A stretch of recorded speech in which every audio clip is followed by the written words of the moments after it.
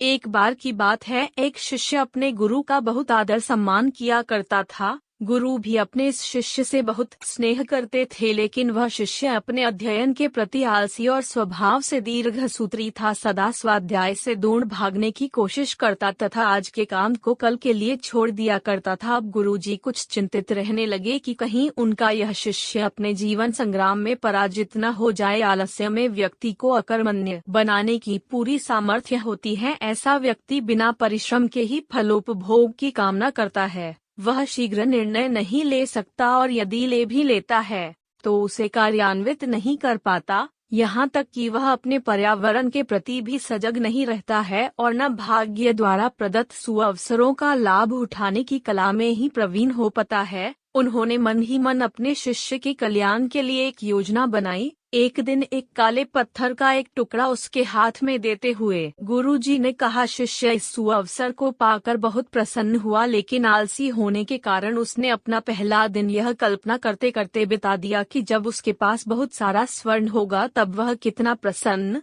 सुखी, समृद्ध और संतुष्ट रहेगा। इतने नौकर चाकर होंगे कि उसे पानी पीने के लिए भी नहीं उठाना पड़ेगा। फिर दूसरे दिन जब वह प्रातःकाल जागा, उसे अच्छी तरह से स्मरण था कि आज स्वर्ण पाने का दूसरा और अंतिम दिन है। उसने मन में पक्का विचार किया कि आज वह गुरुजी द्वारा दिए गए काले पत्थर का लाभ जरूर उठाएगा। उसने निश्चय किया कि वो बाजार से लोहे के बड़े बड़े सामान खरीद कर लाएगा और उन्हें स्वर्ण में परिवर्तित कर देगा। दिन बीतता गया, पर वह इसी सोच में बैठा रहा कि अभी तो बहुत समय है, कभी भी बाजार जाकर सामान लेता आएगा। उसने सोचा कि अब तो दोपहर का भोजन करने के पश्चात ही सामान लेने निकलूंगा, परंतु भोजन करने के बाद उसे विश्राम करने की आदत थी और उसने बजाय उठ के मेहनत करने के थोड़ी देर आराम करना उचित समझा। पर आलस्य से परिपूर्ण उसका शरीर नींद की गहराइयों में खो गया और जब वो उठा तो सूर्यास्त होने को था।